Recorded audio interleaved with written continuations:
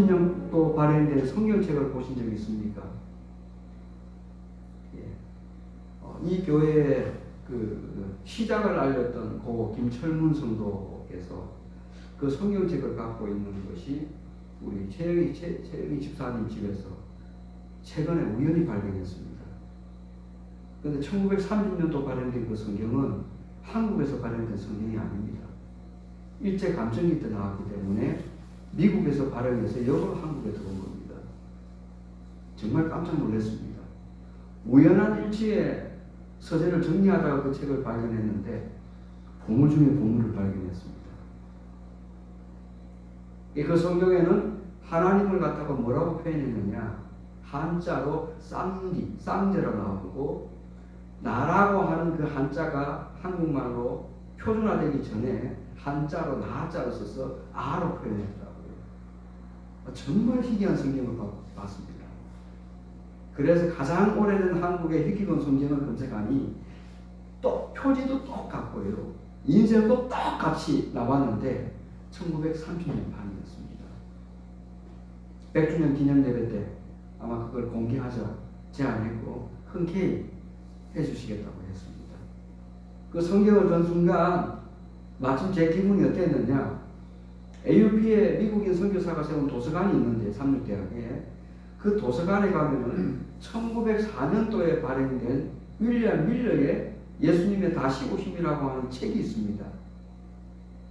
우리나라 같으면은 그 책을 고적환시를 해가지고 아주 고문서를 보관하고 관리하는 데가 있는데 거기는 그런 시스템이 없으니까 그냥 서재에 꽂혀 있어요. 책이 너덜너덜했죠.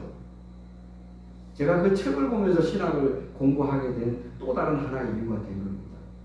이 윌리엄 밀러가 직접 발행한 책이었고 1904년도 오래된 그 고서를 딱 드는 순간, 마치 1930년도 발행된 그 희귀본의 성경책을 드는 순간 그냥 그런 감정 아시죠? 말로 표현할 수 없는 어떤 감동이 마음 한 곳에서 밀려들어오더라고요. 굉장히 밀려들어오더라고요. 100주년이 있기 때문에 이 일이 가능하게 된 겁니다. 100주년은 코로나로 인한 우리가 수없이 많은 예배를 이제는 1년을 가까이 들어오면서 가장 소중한 것이 무엇인지를 알게 해주는 우리의 기회가 되었다고 하는 거죠. 사무엘이 사무엘 7장에서 1장과 4장에서 어릴 때 엘리와 함께 하나님의 성전에 자랐던 그 아이가 사무엘 10장의 미스바의 구원이라고 하는 그 내면에 20년이 다 된 20년이 지난 후에 어엿한 청년이 되어서 나타나는 그의 모습을 보십시오. 단순하게 7장을 넘어가면서 이 장면만 봐도 마음에 감동이 오시지 않던가요?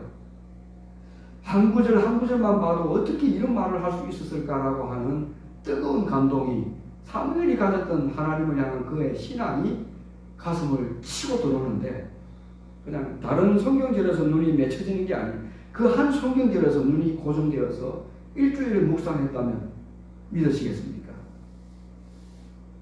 40이 되면 하늘의 뜻을 안다 그랬고, 이제 50이 되고 60이 되면 그 하늘의 뜻을 따라 삶을 통해 어떻게 실행하는가 하는 것이 옛날에 현자들이 말씀했던 거거든요. 지금 장로님 나이나 우리 이상의 나이는 이거다 저거다라고 하나에 서로 논쟁하고 또 이게 맞다라고 자기 걸 주장하는 그런 때는 이미 장로님 지났습니다. 40대 자기의 뜻을 확립했다면 공자가 말한 논의에는 50이 지나고 60대가 되면은 하늘의 뜻을 쫓아갈 때예요. 내 뜻이 아니고요. 현자도 이렇게 말했는데 어떻게 20세 된 이 청년의 나이에 감히 이런 말씀을 할 수가 있었을까요? 굉장히 감동이었죠. 한두 사람이 아닌 전체를 모았단 말입니다. 7장을 여러분 우리가 읽으면서 이미 이제 넘어가고 화요일마다 8장을 넘어가야 되는데 이 장을 눈을 뗄래야 뗄 수가 없을 만큼 20대 청년이 말하는 것하고는 도무지 믿기 어려울 정도의 그의 강인한 믿음, 백성들을 모아놓고 백발이 희한 어른들도 많이 있는 그런 자리에서 아주 당당하게 일성을 외치는 그의 모습을 한번 상상해 보십시오. 그럴 때 모든 백성들이 신기하게도 무슨 젊은 애가 네가 뭘 안다고 이런 하나의 모습은 나타나지 아니하고 이 20년 만에 돌아온 사무엘을 기다렸다는 것이 모두가 화답하여 기도의 장으로 나아갑니다. 이 미스바라고 하는 이 사무엘 7장은 한순간에 우리가 읽어서 이해할 수 있는 문장이 아니라는 거죠. 이 말은 다른 말로 하면은 400년 동안 이끌어왔던 사사시대가 이제 점점 어떻게 해요? 저물어 간다는 겁니다. 끝나간다는 거죠. 그럼 장로님이 시작할 때 정말 좋은 기도를 하셨는데, 필요한 기도를 하셨는데, 우리 소위를 살펴본다는 것만큼 이 시대에 필요한 메시지가 있을까요? 건물 중심, 그 다음에 우리가 모이는 얼마가 가지고 있느냐라고 하는 돈에 대한 관심, 얼마가 많이 모였느냐 하는 숫자에 대한 관심을 떠나가지고 사무엘이 읽었던 이 일성은 오늘 우리가 회복해야 될 최일선에서 외쳐야 될 메시지가 아닐까요? 그런 점에서 사무엘 7장은 다시 한번 사무엘이 오늘 이야기했던 장로님이 일성으로 기도했던 핵심이라는 말은 여호와께로 돌아오라는 거죠. 그럼 우상을 버리라고 했지 않습니까? 그럼 이 우상이 뭡니까? 2달 전에 이 말씀을 가지고 우상이 뭔지를 가지고 예언의 성구를 컨텍스트를 다 찾아봤죠. 가장 많이 나오는 게 뭐냐? 눈으로 보는 하나의 안목의 자랑이지만 하위 부인이 언급한 우상에 대한 우리를 향한 그의 일성은 재물에 대한 욕심이에요. 다시 말하면 아르곤 신전이라고 하는 그게 무너뜨렸다라고 할 때 이 7장에 나오는 이들이 섬겼던 이방 신들의 주로는 뭐였냐? 기억나시죠? 풍요의 신이었거든요. 풍요의 신이었어요. 다산의 신이었고. 오늘날 세상을 성공했다라고 하는 기준에서 많은 사람들이 자랑하고 우리 교인들조차 사람들 앞에 내놓기를 절거하는 것이 무엇입니까? 잘 산다는 거죠. 글쎄요. 그리스도인들에게 잘 산다는 말의 의미가 무엇이죠? 아파트 평수 넓고 좋은 집이고 최소 억 단위가 넘어가고 통장에 최소한 억 단위 이상의 돈이 있고 이것이 잘 산다는 겁니까? 아니죠.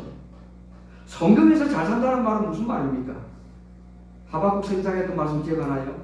비록 오늘 하루 우리가 먹고 사는 것이 힘들고 소출이 없을지라도 외양간에 무엇이 없을지라도요? 잘 아시죠? 소가 없고 오늘 벌어지는 수익이 비록 소수고 풍요롭게 먹지 못해도 뭐로 인하여? 여호와의 말씀으로 인하여 내가 즐거워할지라. 그것이 구약의 39권에 나오는 모든 선지자들의 즐거움이었죠. 기쁨이었죠. 맞습니까? 그렇게 살았죠. 그 삶을 실질적으로 눈으로 보여주고 행동으로 보여주고 그의 삶을 통해서 정직하게 보여주신 그분이 누구냐? 예수님이시죠. 하나님의 아들이 되신 그분이 뭘 버리고 저 상하궁전을 버리고 그 다음에요. 이 땅에 오 우리는 그 참회를 너무나 잘 알고 있지 않습니까? 저 하늘 상하궁전을 버리고 예수님이 오셨다는 겁니다. 근데 지금 제 나이에 돌이켜보면 그 결정이 정말 쉽지 않다는 걸 알게 됩니다. 누가 좋은 것, 최고의 자리에 앉아있는 사람들이 올라가기는 좋아하지만 누가 내려오기를 즐겨합니까? 아니잖아요. 근데 한 가지 이치는 아는데 두 가지를 모르거든요. 산은 올라가고만 있는 것이 아니라 올라가면 반드시 내려와야 된다는 사실을 잊어버린단 말입니다. 지도자들이 그걸 좀 봤으면 좋겠어요. 예? 그래서 솔로몬이 전도서에 시작하면서 그 1장에서 우리에게 정말 빼저린 말로 그의 일생을 정리할 때 전도서 3장의 말은 너무나 유명하지 않습니까? 몇 번을 헛되다고 이야기하던가요? 헛되고 헛되며 또 헛되니 살아보니 왕으로서 최고의 권좌에 앉아 있으며 살아보니 이 세상 것은 다 지나가더라는 겁니다. 지나가더라는 겁니다. 그래서 전도서 12장은 솔로몬이 마지막 우리에게 던져주는 그의 유언과 같은 고백이 무슨 고백이었죠? 젊은 날에, 특히 젊은 날에 창조주 너희 하나님을 기억하라. 이것이 얼마나 저에게는 큰 힘이 되고 소망이 되는지 모릅니다. 사무엘이 지금 그 입장에서 20대 된 청년 입장에서 지금 이 말씀을 하고 있는 겁니다. 놀랍죠? 어떻게 이 아이가 여호와께 돌아오는 것이 우리에게 가장 필요한 경건과 회개와 회심의 시작이었다는 것을 이 아이가 어떻게 알았을까요? 20대 아이가 말입니다. 단순하게 가족들을 앉혀놓고 부분적으로 자기의 식솔들만 앉혀놓고 자기 지파만 앉혀놓고 이야기했던 게 아니란 말입니다. 온 족속에게, 온 족속에게. 지금 제가 사무엘 7장을 3번째 이야기하거든요. 볼 때마다 새로워요. 온 족속에게 말하기를, 야, 대단하지 않습니까? 미스바로 모이라, 내가 너희를 위하여 여호와께 기도하리라. 그들이 미스바의 물을 길러 여호와 앞에 부었다. 종일 금치겠다. 이 두 마디는 나름대로 주석을 찾아보니까요, 물을 부었다라는 표현은 다른 표현을 쓰지 않더라고요. 가장 중요한 하루의 일상을 내던졌다는 거예요. 진심으로 무릎을 꿇었다는 겁니다. 형식이 아니라는 거죠. 이스라엘 백성들이 여기 사무엘의 그 마음의 진심을 알고 하답을 하죠. 그 다음에 지난번에 살펴보았듯이 사무엘이 그러면서 이스라엘 백성들을 모아놓고 실질적으로 그가 첫 번째 백성 앞에서 공적인 하나의 예배를 통해 시작한 것이 뭐였느냐? 여호와 앞에 어린 양을 잡아서 온전한 번제를 드렸다 라고 기록되어 있습니다.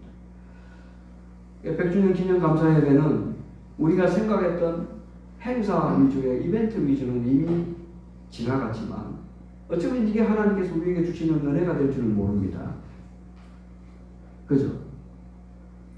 진짜 내면의 내부적인 예배를 드릴 때에 다른 사람이 누가 오는 것도 필요하지만 다음 1세기를 다시 내년부터 새롭게 시작할 우리의 영적인 여호와께로 돌아가는 진심으로 일어나는 회심의 운동과 그러면서 우리의 마음 가운데 죄악을 버리라고 하는 사무엘의 두 번째 일성이 그럼 무슨 죄를 버려야 됩니까? 제가 다시 앞으로 돌아가서 공자가 현자가 말한 제 나이 이상의 여러분들 우리 때는 무엇을 구할 때라고요? 40대 뜻을 세우들 때는 기계를 뿌리고 이것이 맞습니다 내걸 주장하는 것이 아니라 어디를 쫓아 살아가는 삶? 하늘의 뜻을 구하는 삶이라고요. 공자가 참 의미 있는 말씀을 했어요. 고의를 즐기고 희당락하는 그런 모습이 아니라 하늘의 뜻을 쫓아 살아갈 때가 우리 때라는 거죠. 아시는 대로 요한계시록 3장 이후에 7교회 보내는 거면 우리가 살아가는 마지막 라오디게아 교회의 치명적인 그들의 결함이 하나가 있었죠. 나는 스스로 부유한 자라. 나는 스스로 부유한 자라. 영적인 교만이죠. 나는 부자라. 가난하지 않다는 겁니다. 근데 예수님이 너는 실제로 벌금을 썼다 그랬거든요. 아니 나는 부유하고 부자인데 왜 벌금을 썼다 할까요?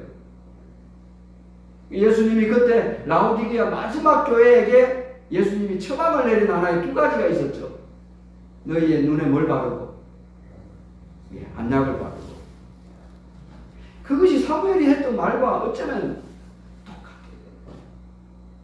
저의 소망도 100주년은 참 장로님이 꼭 이 장에 맞는 시작의 기도를 올렸지만 우리 소위를 살펴볼 수 있는 내면의 하나님과의 소통하는 예배가 되기를 기도해 보십시오. 그게 필요하지 않을까요? 처음에 설교자를 누구를 세울 것인가 많이 언어할 때 결국은 지회장님으로 흘러갔습니다. 이게 하나님의 뜻이라고 해요. 교단이 지금 큰 어려움에 빠져 있단 말입니다. 예를 들어 전 한국의 교회가 개신교회가 날마다 총회를 통해 개혁을 부르짖고 장로교마다 총회가 지금 일어나고 총회장이 뽑히고 있는 이 상황에 그들이 내놓는 일성은 계획이지만 실제로 떡국을 열어보니까 도루묵이라는 거죠. 백성들이 원하는 민심하고는 전혀 동떨어집니다.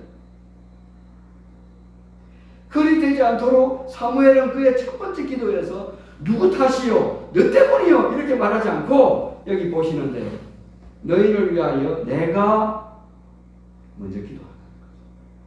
그래서 오늘 이 밤 오셔서 그 기도의 시간을 사회적 거리두기 위한 우리의 전부 방침을 해서 두세 사람이 함께 기도하는 것보다 우리가 100주년 기념 예배를 앞으로 15일을 남겨두고 18일을 남겨두고 D-Day 18 카톡에는 매일 이제 글을 하나씩 올릴 겁니다. D-Day 18 행동지침을 할까요?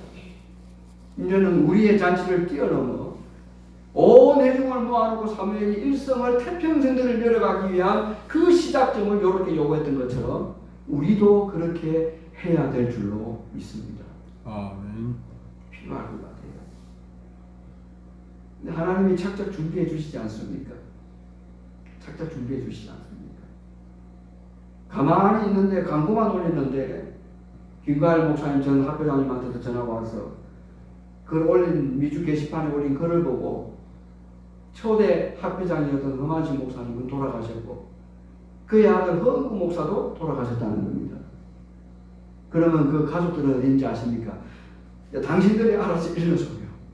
못 오시는 줄 알고 그게 이미 100주년이 시작된 겁니다. 이미 100주년이 시작된 거예요.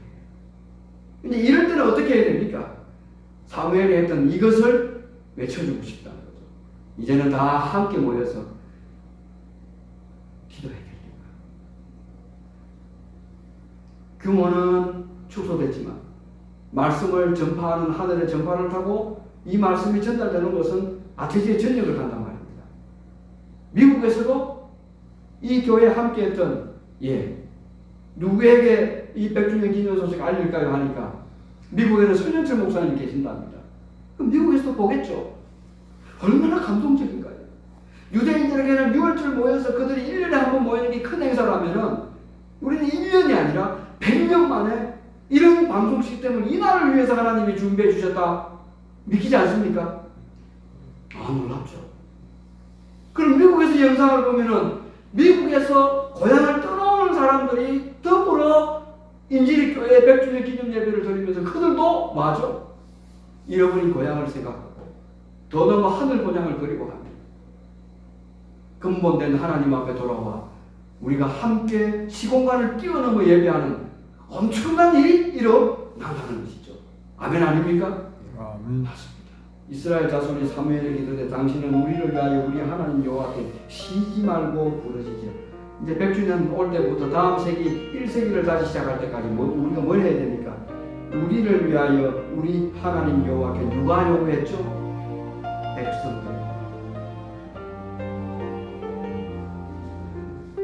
태평성대를 열어갈 때 오늘 우리가 이 자리에 모여 하면 민심이 이반되고 하나님을 떠나갔던 그 사람들, 반역하고 배도했던 그 백성들, 400년 동안 하나님 없이 자기 마음대로 살았던 그 사람들, 어쩌면 인질이 지구 내에 이 교회가 100년을 달려오면서 10명 중에 9명은 이 교회를 거쳐갔다 할 만큼 이미 인지되어 있는 이 상황에 이 사람들을 위한 기도를 누가 해야 된다고요? 그 사무엘이 오늘 우리가 되어야 된다는 겁니다. 그래서 마치면서 여기 나오는 대로 우리를 위하여 우리 하나님께 쉬지 말고 부르짖어 우리를 죄악의 손에서 구원하게